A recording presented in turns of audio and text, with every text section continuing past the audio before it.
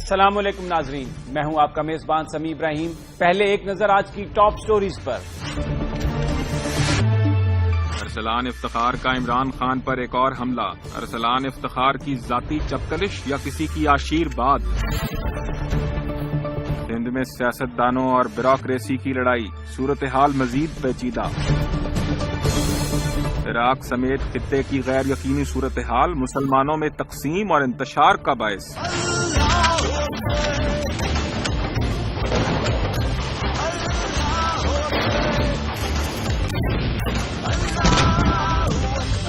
پاکستانی سیاسی صورتحال پر امریکہ کیا سوچ رہا ہے؟ آپریشن ضرب عضب پر اطمینان کا اظہار۔ پاکستان میں اس وقت جو سیاسی کشمکش ہے اس میں بڑی شدت آئی ہوئی ہے۔ عمران خان اور مسلم لیگ نون کے درمیان تنازع خاصا بڑھتا ہوا جا رہا تھا، لیکن اسی تنازع میں اب یہ خبر آئی ہے کہ ایک اور ایڈیشن ہو گئی ہے۔ ارسلان افتخار صاحب جو سابق چیف جسٹس افتخار چودھری صاحب کے صاحبزادے ہیں، انہوں نے عمران خان پر بڑے سنگین الزامات لگائے ہیں، سخت الزامات لگائے ہیں۔ ان کا کہنا ہے کہ وہ آئین کے آرٹیکل 62 اور 63 کی تعریف سے پارلیمنٹ کے رکن بننے کے بھی اہل نہیں ہیں۔ بہت سارے لوگوں کا یہ خیال ہے کہ ارسلان افتخار جو بات کر رہے ہیں وہ شاید کسی اور کی ہے، لیکن فرنٹ پر ارسلان افتخار صاحب کو استعمال کیا جا رہا ہے۔ وہ قوتیں جو اس وقت سمجھتی ہیں عمران خان کو کہ وہ سسٹم کے لیے خطرہ ہے یا ان کو چیلنج کر رہے ہیں، وہ قوتیں اس کے پیچھے ہو سکتی ہیں۔ پاکستان میں بہت سارے لوگوں کا یہ بھی خیال ہے کہ اس وقت جو صورتحال تھی، سیاستدانوں سے تو یہ توقع کی جا رہی تھی کہ وہ عوامی مسائل پر بات کریں گے۔ عوام اس وقت غربت میں ہیں، بے روزگار ہیں، لوڈ شیڈنگ کا شکار ہیں، ان کے مسائل کے حل کے لیے کوئی بات ہوگی، یا پھر اس وقت جو پاکستان کی فوج دہشت گردی کے خلاف جنگ لڑ رہی ہے تو فرنٹ لائن پر جا کر جو ہماری فوج ہے اس کے مورال کو بوسٹ اپ کیا جائے گا۔ لیکن وہاں پر ہمیں صرف فوج کے سربراہ راحیل شریف صاحب نظر آتے ہیں جو آفیسر سے ملاقات کر رہے ہیں، جوانوں کی ہمت بندھا رہے ہیں۔ ہمیں وہاں پر کوئی سیاستدان نظر نہیں آتا، اور اگر نظر آتا ہے تو وہ اس قسم کی کنٹروورسیز میں جو انتہائی ذاتی ہیں اور جن سے معاملات بہتر ہونے کی بجائے مزید خراب ہوں گے، اور یہ بھی ہو سکتا ہے کہ سیاست سے ہی عوام کا اعتماد اٹھ جائے۔ اس پر آج ہم بات کریں گے۔ ہمارے ساتھ علی محمد خان تحریک انصاف کے نوجوان رکن اسمبلی ہیں، اور یاسین آزاد صاحب سابق صدر ہیں سپریم کورٹ بار کے، ان سے ہم بات کریں گے۔ سب سے پہلے علی آپ سے یہ سوال کرنا چاہوں گا، بہت سارے لوگ یہ کہتے ہیں کہ جو بات کر رہے ہیں ارسلان افتخار، یہ ان کی اپنی بات نہیں، اور یہ بنیادی طور پر ایک اوفینسو ہے، ایک حملہ ہے عمران خان پر، تاکہ ان کو جو 14 اگست کی ریلی ہے اس سے روکا جائے، اس سے پہلے ان کو کمزور کیا جائے۔ بہت بہت شکریہ۔ ایاک نعبد و ایاک نستعین، یا اللہ ہم تیری عبادت کرتے ہیں اور تجھی سے مدد مانگتے ہیں۔ آج پاکستانی قوم ایک دفعہ پھر کرائسس میں ہے، اور میں سمجھتا ہوں کہ بالکل جو تاریخ کا ایک نازک ترین دور ہے اس سے ہم گزر رہے ہیں، بقا کی جنگ لڑ رہے ہیں ہم۔ جہاں تک آپ کے کویشچن کا تعلق ہے، اس پہ میں کمنٹ اس لیے نہیں کرنا چاہوں گا کہ ہم نے ایک اصولی موقف لیا تھا کہ بورڈ آف انویسٹمنٹ بلوچستان کے وائس چیئرمین جب ان موصوف کو لگایا گیا تو عمران خان نے یہ کویشچن ریز کیا کہ کیا یہ کوئی ایسی وجہ تو نہیں کہ جو آروز کا جو الیکشن ہوا تھا، جو ریگنگ کی بات تھی، اس میں خدا نخواستہ ان کو نوازنے کا کوئی پروگرام ہو۔ باقی اگر وہ ذاتیات پہ سیاست کرتے ہیں، میں سمجھتا ہوں آج پاکستانی قوم کے پاس ذاتیات پہ سیاست کرنے کا وقت نہیں ہے۔ وہ عدالت میں جائیں، اپنا شوق پورا کریں۔ میں قومی مسئلے پہ بات کرنا پسند کروں گا، اور آپ کو میری آواز آ رہی ہے؟ جی جی بالکل، جی علی صاحب میں سن رہا ہوں آپ کو، پوری قوم دیکھیں جی، جو آپ نے ابھی عرض کیا، راحیل شریف صاحب جو ہیں وہ گئے ہیں، دیکھیں وہ سپس سالار ہیں، ان کا کام ہے، جائیں گے۔ لیکن سیاستدانوں کو جہاں تک تعلق ہے، سیاستدان جہاں تک جا سکتے ہیں، میں تو تحریک انصاف کی بات کروں گا۔ میں نے دیکھا میرا لیڈر جو ہے کم از کم 2 دفعہ IDPs کیمپس گیا، جون کے آخری جو اشرا تھا اس میں گئے، ابھی کل بھی گئے ہیں، وہاں پہ ان کے ساتھ بیٹھے ہیں، ان کا حال احوال پوچھا ہے، ان کو یہ بھی بتایا ہے کہ عیدی بھی انشاءاللہ عید کے ساتھ، عید کے دن ان کے ساتھ وہ گزاریں گے، اور ہر قسم کی تسلی اور ہر قسم کے انتظامات کی کوششیں۔ اپنے وزیروں کو یہاں تک کہا ہے، اسد قیصر کو اور علی امین گنڈاپور کو، کہ آپ وہیں پر رہیں جب تک یہ کرائسس ایک حد تک کور نہ ہو جائے۔ تو ہم تو اپنی بھرپور کوششیں کر رہے ہیں۔ اچھا علی صاحب، آپ کا جو ہے ٹھیک ہے، آپ کی بات آپ نے بالکل درست کہا کہ آپ IDPs کے مسئلے کو حل کر رہے ہیں۔ میں سوال اس لیے آپ سے یہ کرنا چاہ رہا ہوں عمران خان صاحب کے حوالے سے جو ارسلان صاحب نے بات کی ہے وہ ذاتی اب اس لیے نہیں رہتی کہ وہ حوالہ دے رہے ہیں آئین کے آرٹیکل 62 63 کا، اور وہ یہ کہہ رہے ہیں کہ یہ پارلیمنٹ بننے کے اہل نہیں تھے، رکن بننے کے اہل نہیں تھے۔ اب اگر کوئی آدمی پارلیمنٹ کا رکن نہیں بن سکتا تو وہ ایک پارٹی کے سربراہ ہے، تو یہ معاملہ جو ہے ذاتی جو اب چپکلش ہے اس سے کچھ بڑھ نہیں گیا؟ دیکھیں وہ جو کہتے ہیں نا کہ جو شیشوں کو محل میں رہتے ہیں دوسروں پہ کنکر نہیں پھینکتے،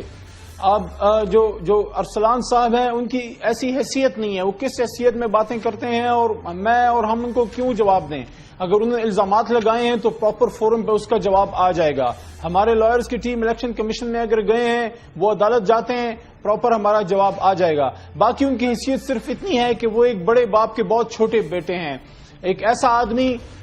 آدمی جو ایک بہت بڑے ٹائکون کے پیسوں پہ مونٹی کارلو بھی جاتا ہے، جو ایک بہت بڑے ٹائکون کے پیسوں پہ باہر ملکوں میں دورے بھی کرتا ہے، اس کو گاڑیاں بھی مہیا کی جاتی ہیں، اس کو وہاں پہ رہائش بھی مہیا کی جاتی ہے۔ ایک ایسا آدمی جو کہ پبلک سرونٹ ہے لیکن اس کے پاس کروڑوں روپے پتہ نہیں کہاں سے آگے، اس کو بزنس ٹائکون ڈکلیئر کیا جاتا ہے بلوچستان میں BOI کا وائس چیئرمین بنانے کے لیے۔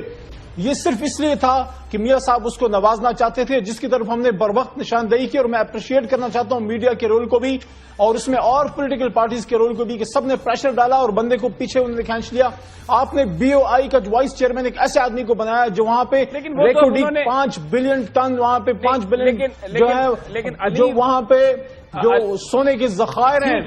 آپ نے اس کو وائس چیئرمین بنا دیا۔ لیکن علی وہاں سے تو انہوں نے اب استعفیٰ دے دیا، وہاں پر تو وہ اس کے اب وائس چیئرمین نہیں ہے۔ میں یہ جاننا چاہوں گا کہ انہوں نے بھی استعفیٰ دے دیا اور مصطفیٰ رمدے صاحب نے بھی استعفیٰ دے دیا۔ ایک اور صاحب کو آپ بھول رہے ہیں، ٹھیک ہے، رمدے صاحب کے برخوردار مصطفیٰ رمدے صاحب نے بھی استعفیٰ دے دیا۔ میرا سوال یہ ہے کڑی ہیں جو آہستہ آہستہ کھل رہی ہیں۔ میرا سوال یہ ہے کہ جو اس وقت ارسلان افتخار صاحب بات کر رہے ہیں وہ آپ کوئی سمجھتے ہیں کہ اس کے پیچھے کوئی اور ہوگا ان کو مینیپولیٹ کرنے والا، کوئی اور طاقت ہوگی؟ اس وقت آپ کا جھگڑا چل رہا ہے مسلم لیگ نون سے بہت زیادہ۔ رمی صاحب وہ کیا کہتے ہیں کہ تم ہی نہ جانو باغ تو سارا جانے ہیں نا، گل ہی نہ جانے۔ ٹھیک ہے جناب، پیچھے جو ہے جو ڈور ہلا رہے ہیں وہ آپ کو بھی پتا ہے اور ہمیں بھی پتا ہے کہ وہ پیچھے کون ہے، لیکن ان کو صرف میری ایک ہی میسج ہے اقتدار کے ایوانوں کو کہ آپ ابھی تک اپنا قبلہ درست نہیں کر سکے۔ لاہور میں آپ 18-20 بندوں کو مار کے 80-90 بندوں کو سینوں پہ گولیاں مار کے خواتین کو چہروں پہ گولیاں مار کے، آپ کا اگر یہ خیال ہے کہ آپ کسی کو دبا دیں گے یا کسی کو پریشرائز کر دیں گے تو آپ یہ جو پولیس مقابلوں کی آپ کی سیاست ہے مسلم لیگ نون کی، یہ اور نہیں چلے گی اس ملک میں۔ ٹھیک ہے، ہم نے علی میں آپ میرے ساتھ ہی رہیے کیونکہ یاسین آزاد صاحب بھی ہمارے ساتھ ہیں، میں اسی مسئلے پر ان کا کمنٹ لینا چاہتا ہوں۔ یاسین صاحب، یہ 62 63 کی بات کی ہے، ارسلان افتخار صاحب نے قانونی راستہ اختیار کر رہے ہیں، کورٹ میں جا رہے ہیں، یہ بیان فرمائیے گا کہ اس سٹیج پر اگر یہ کنٹروورسی جاتی ہے کورٹ میں، اور جو انہوں نے آج کہا ہے کہ اپنا ایسٹ انہوں نے ڈکلیئر نہیں کیا اور اس حوالے سے ایک ذکر کیا ہے لاس اینجلس کے کورٹ کا بھی، قانونی طور پر آپ کیا دیکھتے ہیں، کیا ہو سکتا ہے اس حوالے سے؟ دیکھیں، جہاں تک میری ذات کا تعلق ہے، میں ایک بات کی وضاحت کر دوں کہ میں انتہائی افسوس کے ساتھ یہ بات کہتا ہوں کہ ہمارے ملک کے جو موجودہ حالات ہیں ان حالات کو بہتر بنانے میں سب سے زیادہ اہم رول ہمارے پاکستان کے سیاستدان ادا کر سکتے ہیں، لیکن پاکستان کے سیاستدانوں کے درمیان اتنے زیادہ ڈفرینسز ہیں کہ وہ پارلیمنٹری پارٹیاں جو پارلیمنٹ کے اندر جن کی نمائندگی موجود ہے، بجائے اس کے کہ وہ تمام ایشوز کو پارلیمنٹ کے اندر جا کے ڈسکس کریں، وہ اس بات کی کوشش کر رہے ہیں کہ یہ معاملات جو ہیں نا روڈ پہ جا کے ڈیسائیڈ کیا جائے۔ میں یہ بات سمجھتا ہوں اور پاکستان کے سیاستدانوں سے عموماً اپیل کرتا ہوں کہ آپ اپنے جو ذاتیات ایک دوسرے ذاتیات پہ جو اٹیک ہے وہ آپ کا اپنا فعل ہے، میں اس بحث میں نہیں پڑھنا چاہتا، لیکن بہتر یہ ہے کہ ملک کے موجودہ حالات کو مد نظر رکھتے ہوئے ہمارے سیاستدانوں کی بیسک ذمہ داری یہ بنتی ہے، اور اسپیشلی ان پارلیمنٹری جماعتوں کی جن کو پارلیمنٹ کے اندر نمائندگی حاصل ہے، کہ وہ تمام ایشوز کو جا کے پارلیمنٹ کے اندر ڈسکس کریں، نہ کہ جا کے روڈ پہ ڈسکس کریں۔ جہاں تک آرٹیکل 62 63 کی بات آپ کرتے ہیں، لامالا اس ملک میں انتخابات آئے، آرٹیکل 62 63 کے متعلق میری اپنی شروع سے رائے یہ ہے کہ آئین کے اندر یہ امینڈمنٹ ضیاء کے دور میں آئی جو ایک ڈکٹیٹر تھا، اور آج وہی آرٹیکل 62 63 زیر بحث ہے، انتخابات سے پہلے بھی زیر بحث تھی، آج بھی زیر بحث ہے، اور اس سے پہلے بھی جو باہر سے ہمارے پولیٹیکل لیڈر جو عالم دین بھی ہیں وہ بھی آرٹیکل 62, 63 کی بات کرتے ہیں، لیکن دیکھنا یہ ہے کہ موجودہ دور میں ہمارے ملک کے جو لوگ ہیں ان میں کتنے لوگ ایسے ہیں جو آرٹیکل 62, 63 کے معیار پہ پورے کرتے ہیں۔ بہت بہت شکریہ، بہت بہت شکریہ آپ یاسین آزاد صاحب اور علی محمد خان صاحب۔ وقت کم ہے، بہت اہم بات ہے جو کہی یاسین آزاد صاحب نے کہ سیاستدانوں کو چاہیے کہ وہ اپنے جو مسائل ہیں، وہ جو مناسب فورمز ہیں ان پر وہ طے کریں، اور یہ جو ذاتیات کے حوالے سے الزام تراشی ہے اس سے پاکستان کے عوام کو کوئی فائدہ نہیں ہوگا۔ پاکستان کے عوام یہ چاہتے ہیں کہ سیاستدان ان کے مسائل پر توجہ دیں، غربت کا خاتمہ ہو، بے روزگاری کا خاتمہ ہو، لوڈ شیڈنگ کا خاتمہ ہو، امن امان کی صورتحال بہتر ہو، تاکہ اس ملک کا عام شہری ایک بہتر زندگی گزار سکے۔ ناظرین، یہاں پر ہم لیتے ہیں ایک بریک، اور بریک کے بعد ہم ایم کیو ایم کے رہنما جناب اظہار الحسن صاحب سے بات کریں گے۔ ایم کیو ایم نے ایک بہت بڑی ریلی منعقد کی ہے کراچی میں، اس حوالے سے گفتگو کریں گے، اور اس کے علاوہ کیا واقعی جو کراچی اور سندھ کی انتظامیہ ہے وہ کراچی کو طالبانائزیشن کا جو خطرہ ہے اس سے نکالنے کے لیے کوئی کوشش کر رہی ہے، لیکن یہ سب ایک بریک کے بعد۔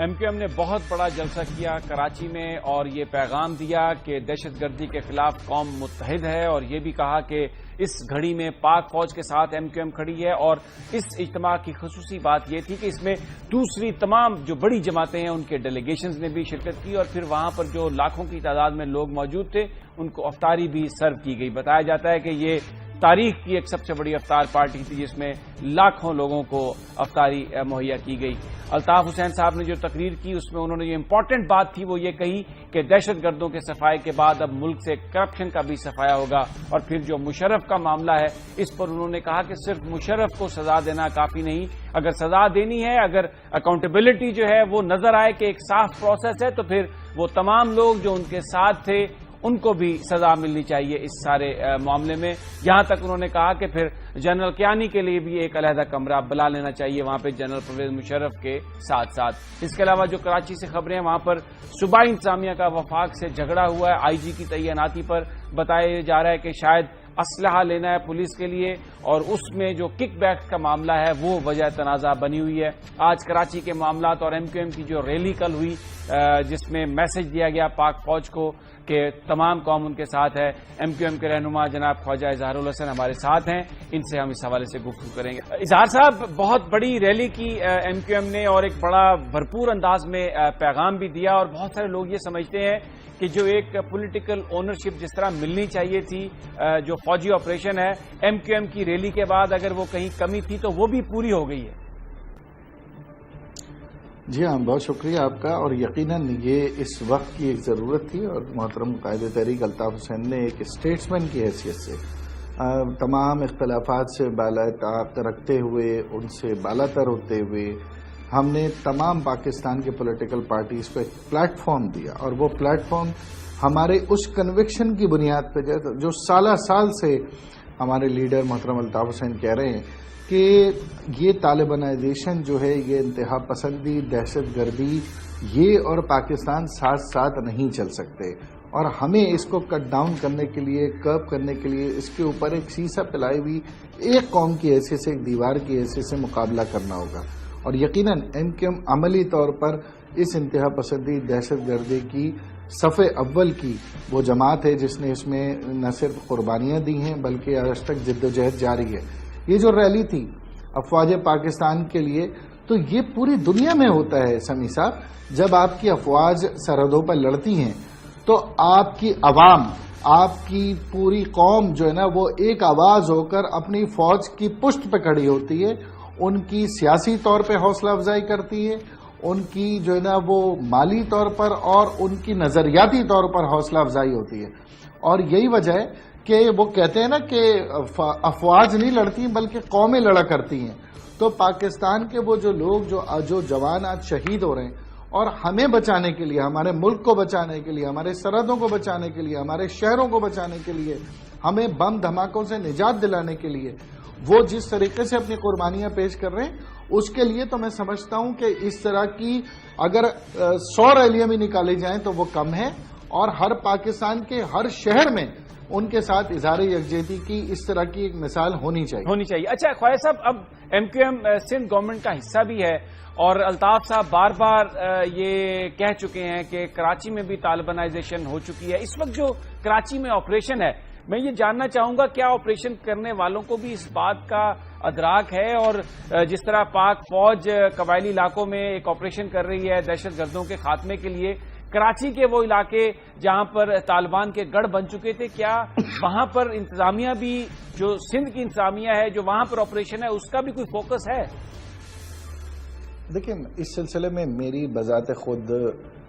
سندھ حکومت سے بھی بات ہوئی، اور ہم نے جو کراچی کے اندر طالبانائزیشن اور خاص طور پر جو آئی ڈی پیز کی آڑ میں جو طالبانائزیشن یا وہ لوگ داخل ہو سکتے ہیں جو افواج پاکستان کے جنہوں نے گلے کاٹ یا جنہوں نے پشاور میں یا اسلام آباد میں بم دھماکوں میں ملوث ہوں، تو میں اور پھر اس میں ہماری پولیس سے بھی بات ہوئی ہے، رینجر سے بھی بات ہوئی ہے. تو لیکن میں آپ کو ایک بات بتاتا چلوں کہ جہاں پر یہ ایک حقیقت ہے کہ پولیس اور رینجرز کراچی کے اندر ایسے حساس مقامات پہ جہاں پر ان کو انتہا پسند دہشت گردوں کی موجودگی کا پتہ چل رہا ہے، مستقل آپریشن کر رہے ہیں، جس میں منگو پیر ہے، الاسف اسکوائر ہے. لیکن کیونکہ یہ اتنی بڑی تعداد میں یہ چھپے ہوئے ہیں اور یہ ان کو یہاں پر لوکل شیلٹر ملا ہوا ہے، یہاں پہ لوکل ایسی جماعتوں کے لوگ موجود ہیں جن کا تعلق شاید مذہبی جماعتوں سے بھی ہے، جن کا تعلق شاید پولیٹیکل بھی ہے. انہوں نے ان کو شیلٹر دیا ہوا ہے، جس میں ہماری پولیس اور رینجرز بہت ہی اسٹریٹجک قسم کی کارروائیاں کر کے ان کو گرفتار کر رہی ہے، ان سے مقابلے کر رہی ہے. لیکن یہ بات میں کیٹیگوریکلی بحیثیت سندھ حکومت کے اتحادی کے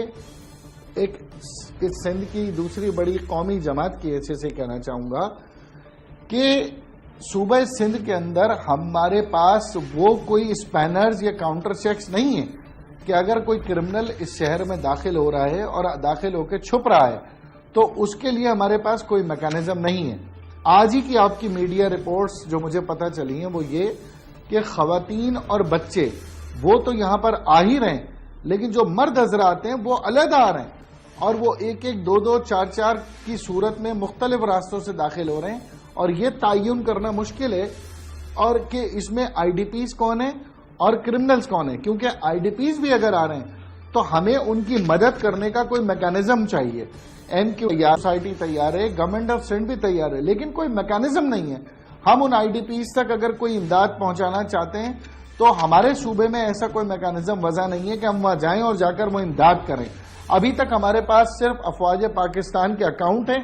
فیڈرل گورنمنٹ نے جو ہمیں دیے ہیں ہم ان کو معاونت کر رہے ہیں اور ہم اپنی طرف سے جو امداد دے سکتے ہیں وہ ان اکاؤنٹس میں ہم جمع کرا رہے ہیں. لیکن ادر دین دیٹ یہ بالکل آپ کا خدشہ بالکل ٹھیک ہے کہ کراچی کے اندر جو ہمارے خدشات ہیں وہ بدستور برقرار ہیں.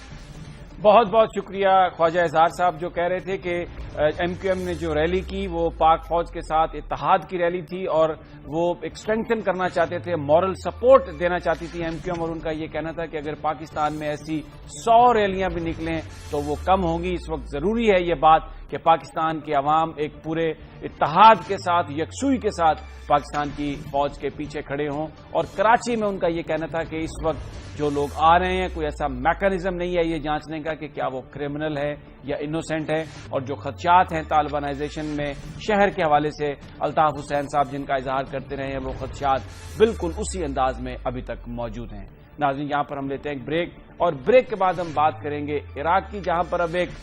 مسلمان ریاست قائم کرنے کا اعلان کیا ہے اور یہ کہا ہے وہاں پر ابو البکر بغدادی نے، جو اپنے آپ کو خلیفہ کہتے ہیں، کہ ان کا مقصد ہے کہ وہ پوری دنیا میں اسلامی ریاست قائم کرنا چاہتے ہیں. بات کریں گے اولیاء مقبول جان سے کہ پھر اب پاکستان پر اس کا کیا امپیکٹ ہوگا، دنیا اس کو کس نظر سے دیکھ رہی ہوگی، لیکن ایک مختصر سے وقفے کے بعد.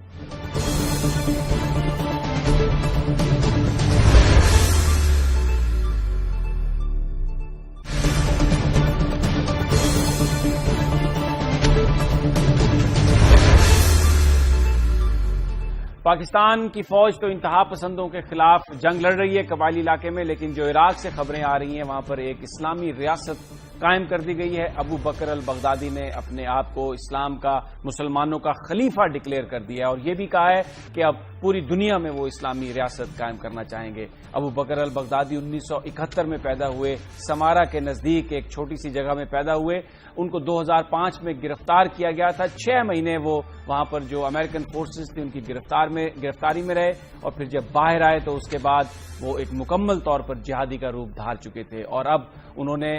ایسے گروپ کی قیادت سنبھالی ہوئی ہے جس نے عراق کا 33% سے زیادہ حصہ اس پر اسلامی ریاست قائم کی ہے۔ شام کا کچھ حصہ بھی اس میں ہے، اور وہ یہ کہہ رہے ہیں کہ وہ پوری دنیا میں اس ریاست کو قائم کریں گے۔ لیکن جو ایک اور زیادہ بڑی اہم خبر ہے وہ یہ کہ جو نوجوان ان کے ساتھ ہیں بتایا جاتا ہے وہ تعلیم یافتہ ہیں، آئی ٹی کے ماہر ہیں، ٹویٹر کا استعمال کر رہے ہیں، اور ان میں سے ایک بچہ تو وہ تھا جو برطانیہ سے وہاں پہ گیا جس کو برطانیہ کے 4 میڈیکل سکولز نے ایکسپٹ کر لیا تھا۔ یہ بھی ریسرچ آئی ہے کہ جو وہاں پر لوگ گئے ہیں ہر 9 میں سے ایک شخص اپنے ملک میں واپس جائے گا اور وہاں جا کر بھی وہی کام کرے گا جس کی تربیت اور جس کی تعلیم انہیں ابو بکر البغدادی نے دی ہے۔ پاکستان سے بھی سینکڑوں کی تعداد میں نوجوان قبائلی علاقے سے وہاں پر موجود ہیں جو اس جنگ میں شریک ہیں۔ آج اوریہ مقبول جان ہمارے ساتھ ہیں، ان سے بات کریں گے کہ کیا امپیکٹ ہوگا اس کا اور کس طرح اس کو نبٹنا چاہیے پاکستان کی حکومت کو یا مسلمانوں کو۔ اور یہ صاحب، اسلامی ریاست کا قیام، اور یہ کہا جا رہا ہے کہ انہوں نے تو پورا ایک نقشہ بھی جاری کر دیا ہے، پاسپورٹ جاری کر دیا ہے، اور یہ کہا ہے کہ بھرپور انداز میں مدد کی جائے، اور وہاں پر جو مزارات ہیں ان کو بھی مسمار کر دیا گیا، مساجد کو بھی یہ کہہ کر مسمار کیا جا رہا ہے کہ یہاں پر لوگ عبادت کے لیے آنا چاہیے، یہ جو بڑے بڑے پتھر جو نمائش ہے اس کی اسلام میں اجازت نہیں۔ پہلی بات تو یہ ہے کہ اس وقت 9/11 ہوا تو پوری مسلم امہ میں ایک بحث چھیڑی گئی تھی کہ جہاد کا اعلان صرف ریاست کر سکتی ہے اور کوئی خلیفہ کر سکتا ہے، اور یہ عام جتنے بھی جتھبار گروہ ہیں یہ نہیں کر سکتے، جبکہ افغانستان میں اس طرح کا چل رہا تھا کیونکہ آپ نے جہاد سے الٹنا تھا۔ اب انہوں نے ابو بکر بغدادی نے یہ کام کر کے دکھا دیا کہ لو اب تمہاری یہ فقہ کی بحث ہم ساری عمر کے لیے ختم کر دیتے ہیں۔ مسئلہ سارا یہ ہے کہ ہماری جتنی بھی پالیسیز تھی اس کے نتیجے میں یہ چیز نکلی ہے۔ شام کے مہاجرین کو جس وقت میں نے پہلی دفعہ لیبنان کے اس پہ بارڈر پہ دیکھا تھا تو میں حیران رہ گیا تھا کہ یہ جس قسم کی فیلنگز لے کے وہاں جا رہے ہیں، اس کا جو کبھی کوئی اردن میں جا رہا ہے، کوئی عراق میں جا رہا ہے، کوئی سعودی عرب میں جا رہا ہے، کوئی دنیا جہان میں پھیل گئے تھے، تو ان میں سے کچھ نہ کچھ چیز ضرور نکلے گی۔ لیکن آپ نے کیا یہ کہ 2003 میں جس وقت پہلی انٹیلیجنس یونٹ وہاں پہنچی ہے اور انہوں نے انصار الاسلام کے اوپر ان کے ساتھ کردوں کے ساتھ مل کے حملہ کیا ہے، اور پھر اس کے بعد آپ نے وہاں ایک گورنمنٹ بنائی ہے، تو اس گورنمنٹ نے ہر کسی کو القاعدہ کہہ کے مارنا شروع کیا۔ یہ آج وہ توڑ رہے ہیں، کل آپ توڑتے تھے القاعدہ کہہ کے۔ آپ نے تکریت میں، آپ نے موصل میں، آپ نے فلوجہ میں کون کون سا مدار نہیں توڑا تو کون کون سی مسجد نہیں توڑی، وہ تو نظریاتی طور پہ توڑ رہے ہیں۔ یہ تو ٹھیک ہے، اور یہ صاحب آپ صحیح یہ ریٹیلیشن۔ اب آگے ہوگا کیا؟ پاکستان کا جو آگے بہت خطرناک، میں کہتا ہوں اس وقت پوری مسلم امہ کے ممالک کو بیٹھ کے سوچنا پڑے گا۔ اگر آپ نے آج نہ سوچا تو بہت برا ہوگا۔ یہ وہ سارے لٹھ مار گروہ ہیں جو نکل آئے ہیں، اور یہ لٹھ مار گروہ کا کوئی دین ایمان نہیں ہوتا، میں صحیح کہتا ہوں۔ آپ نے 1947 میں کیا ہوا معاہدہ تھا کہ ہم سرحدوں کا احترام کریں گے، آپ نے خود وہ معاہدے توڑے، آپ نے جا کے لوگوں کی جگہ سرحدوں کو پامال کیا۔ اب ان ریاستوں کے مقابلے میں لڑنے والوں کو بھی سرحدیں انہوں نے ختم کر دی، وہ شام اور اس کی ایک بنا رہے ہیں۔ وہ 23 ملک اس وقت یورپ کے ایسے ہیں جہاں سے لوگ جا کے ابو بکر بغدادی کے پاس جا کے لڑ رہے ہیں، رشین اسٹیٹ سے وہاں لڑ رہے ہیں،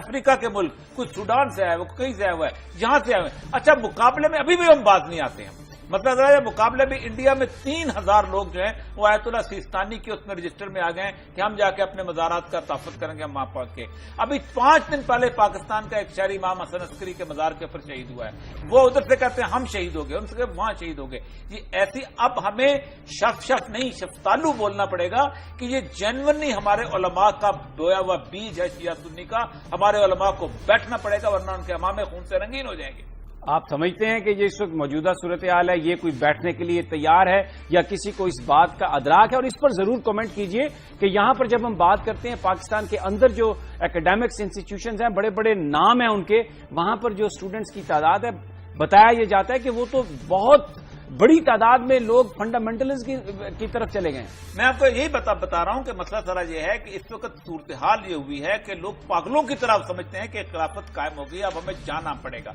हमें वहां जाना। जैसे मुल्ला उमर का जब तालिबान का इनकलाब आया तो दुनिया जहान से लोग वहां पहुंचे थे। मैं उस वक्त कोयटा में था, मुझे अब चागी के रास्ते थे, कहां से वो घूम के पहुंचते थे कि हमने वहां जाके जहाद लड़ना है। और जिस वक्त अमेरिकन फोर्स नहीं है, उस वक्त भी एक तरफ से CNN और दूसरे लोग टीमें आई हुई थी, एक तरफ से जिहादी वहां पहुंचे हुए थे। एक लोगों की एक जेन्युइन सी एक सूरत हाल बनती चली जा रही, और वहां तो ये हो गया हुआ है। बाउंड्रीज का जो आपने 1920 में नेशन स्टेट्स बनाई थी, उनका जब तक आप एहतराम नहीं करेंगे, जब आप जाके दूसरे के इलाके में कहेंगे हम फौज भेजते हैं मदद के लिए, जब आप कहेंगे कि हम तुम्हारे लिए तुम्हारे ड्रोन उतारते हैं, तो उसका रिजल्ट हम फेस कर रहे हैं। ये मसला है। ठीक है, बहुत बहुत शुक्रिया। और यह मकबूल जान, बहुत एक अहम मामला, गंभीर मामला, पूरी दुनिया से नौजवान वहां पर जा रहे हैं, पढ़े लिखे लोग जा रहे हैं, और ये खतरा है कि ये लोग बाद में जब अपने वतन को वापस लौटेंगे तो वहां पर भी जाकर वही काम करने की कोशिश करेंगे जो अबू बकर अल बगदादी इस वक्त उन्हें जिस काम की तरगीब दे रहे हैं। और पाकिस्तान की सूरत हाल तो ये है कि यहाँ पर जो बड़े बड़े तालीमी इदारे हैं, वहां पर जो लोग पढ़ाते हैं, जो पढ़ने जाते हैं, उनका ये कहना है कि बहुत बड़ी अक्सरियत हमारे नौजवानों की भी इंतहा पसंद की जानिब मायल होती जा रही है, क्योंकि एक वैक्यूम है। सियासतदानों ने अपने वादे पूरे नहीं किए, निजाम ने वो डिलीवर नहीं किया जो डिलीवर किया जाना चाहिए था। एक सोच पैदा होगी है कि शायद यही जो इंतहा पसंद जिस इस्लामी रियासत की बात कर रहे हैं वो कायम हो तो मसाइल का हल निकलेगा। नाजरीन, एक अहम मामला है। अब देखना यह है कि हमारे उलमाए किराम और हमारे सियासतदान कब इसकी तरफ तवज्जो करते हैं। लेकिन हम यहां पर लेते हैं एक ब्रेक, और ब्रेक के बाद हम बात करेंगे पाकिस्तान में जो ऑपरेशन हो रहा है, इसके अलावा जो सियासी सूरत हाल है, दुनिया उसको किस नजर से देख रही है, अमेरिका उसको किस नजर से देख रहा है। हमारे साथ होंगे जनाब हसन अस्करी रिजवी साहब और शाहिद खान साहब, लेकिन ये सब एक ब्रेक के बाद।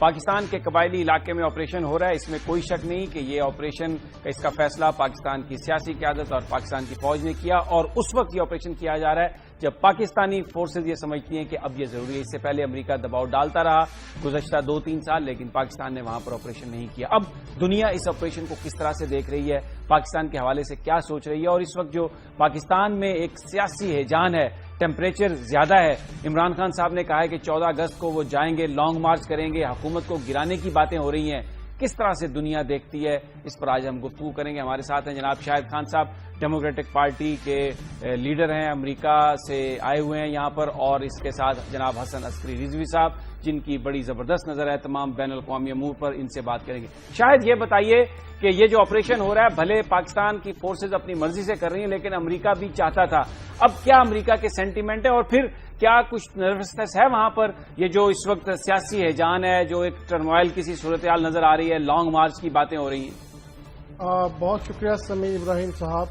अमेरिका और इंटरनेशनल कम्युनिटी तो काफ़ी अरसे से कोशिश कर रही थी कि पाकिस्तान अपने कबायली इलाकों को साफ करे और इनकी टेक केयर करे, ताकि वो पाकिस्तान के लिए भी बेहतर हो और बाकी दुनिया के लिए भी बेहतर हो। इसमें जो सबसे ज़्यादा नुकसान इस वॉर और टेरर में तो पाकिस्तान को ही हुआ, तो इन शरपसंद अनासर से निपटना बहुत ज़रूरी था। और इस लाइक दिस इस बेटर लेट देन नेवर। मेरा ख्याल है ये सही टाइम पर, अब सही टाइम के बाद समझ लें ऑपरेशन का इरादा जो है बिल्कुल ठीक है, और इसके वाशिंगटन मुतमईन है, दुनिया मुतमईन है, दुनिया इससे बहुत मुतमईन है, और वाशिंगटन भी बहुत मुतमईन है। और लेकिन इसमें सबसे इम्पोर्टेंट बात तो पाकिस्तान में खुद मुतमईन होना ज़रूरी था, और पाकिस्तान की जो लीडरशिप है, इन्होंने अपनी जो टाइम लाइन उन्होंने दी थी उसके हिसाब से इन्होंने एक्शन लिया, जिसकी वजह से अब ये है कि शरपसंदों के भागने की जगह भी कम हो गई है। ठीक है। अच्छा हसन अस्करी साहब, बहुत सारे लोग ये कहते हैं कि ऑपरेशन तो शुरू हो गया, लेकिन वो जो लोग जिनका सफाया करना जरूरी था वो तो वहां से पहले ही भाग चुके हैं, और शायद ये वो नतायज उस तरह से ना निकले जिस तरह हम समझ रहे थे। ये इस पर आप कुछ कमेंट करेंगे? देखिए, टेररिज्म के बहुत से पहलू हैं, इंतहा पसंदी और टेररिज्म के, और उसमें एक अहम पहलू नॉर्थ वजीरिस्तान है।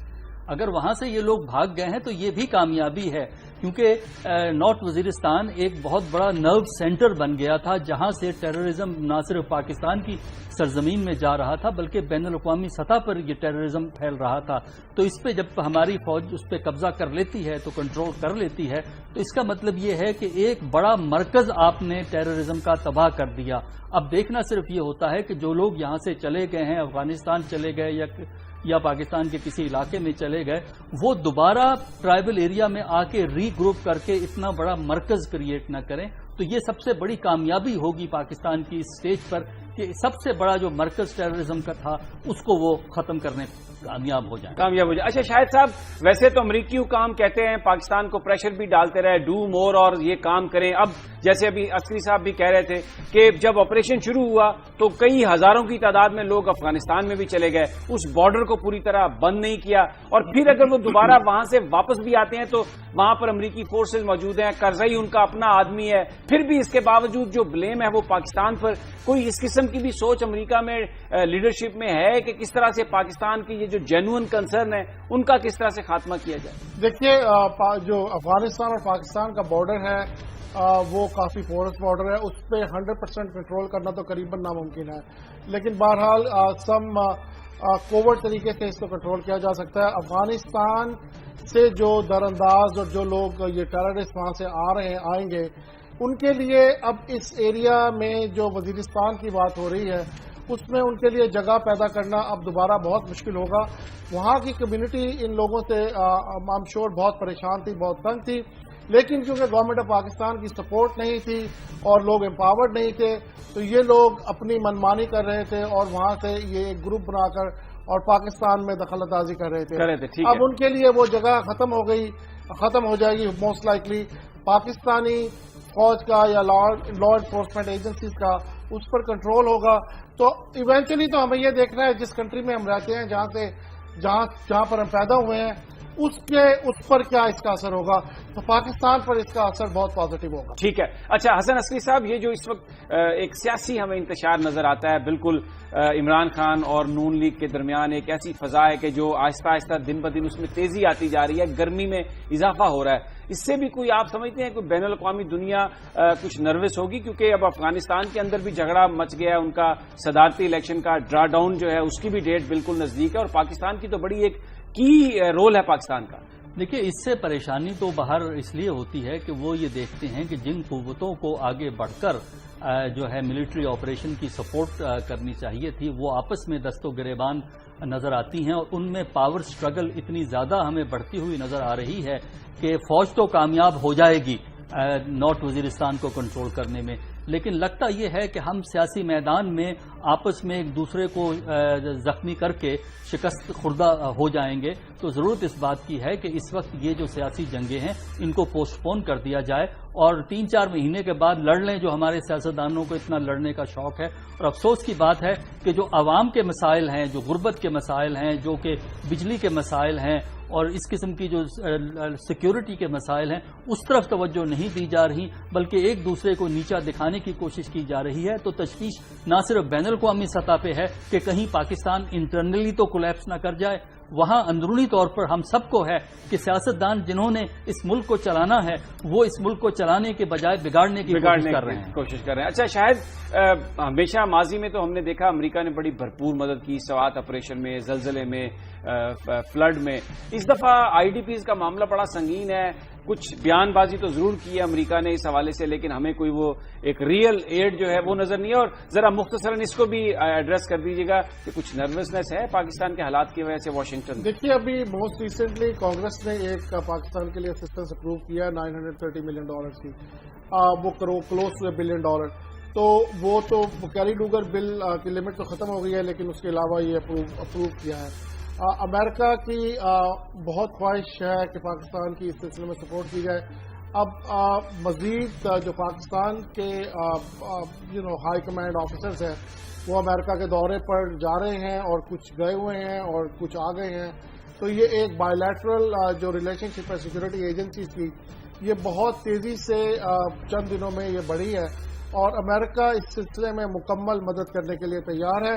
پاکستان کو معلوم ہونا چاہیے کہ انہیں مدد کیا چاہیے. ہمیشہ ہمارا یہی کرائسس رہا ہے کہ ہمیں اپنے آپ کو what is our ace like this in America وہ ہمیں پیکج کرنے میں ذرا تھوڑی سی مشکل ہوتی ہے. تو لیکن بہرحال امریکہ کی طرف سے اوپن اینڈیڈ آفر تو نہیں ہے, لیکن اوپن آرمڈ آفر ضرور ہے. بہت بہت شکریہ شاہد خان اور حسن عسکری رضوی صاحب, بہت شکریہ. بڑا ضروری ہے کہ سیاستدان معاملے کی نزاکت کو سمجھیں اور جو اس وقت ترجیحات ہیں عوام کی خدمت اس پر فوکس کریں. آپس کی جو لڑائیاں ہیں, ذاتی جو لڑائیاں ہیں, اس سے کسی کو کوئی فائدہ نہیں ہوگا بلکہ سیاست سے لوگوں کا اعتماد اٹھتا جائے گا. اور جہاں تک امریکہ کی بات ہے, اس دفعہ بیان تو آ رہے ہیں لیکن ماضی کی طرح ہاتھ کھلے ہوئے نہیں ہیں, ماضی کی طرح امداد نہیں آ رہی. یہ کہہ رہے ہیں شاہد خان صاحب کہ اگر پاکستانی وہاں پر جائیں گے, بات کریں گے اور پتہ ہوگا بات کرنے والے پاکستانیوں کو کہ ان کو چاہیے کیا, تو یقیناً پازیٹو رسپانس ہوگا واشنگٹن ڈی سی میں. ناظرین, یہ تھا آج کا پروگرام. کل پھر آپ سے ملاقات ہوگی ٹاپ سٹوری میں. تب تک ہمیں اجازت دیجیے. اللہ نگہبان.